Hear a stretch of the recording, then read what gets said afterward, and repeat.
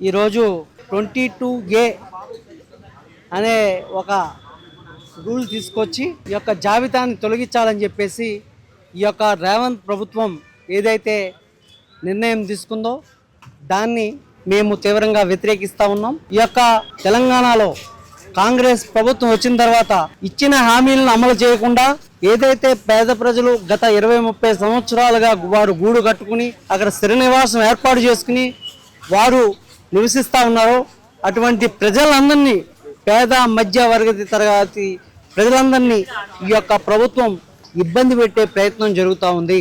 దీనికి మా MLA KP Vivekananda గారి నాయకత్వంలో ఈరోజు హరీష్ రావు గారు, శంపూర్ రాజు గారు వీరందరూ వచ్చేసి బాధితులకి అండగా నిలిచారు.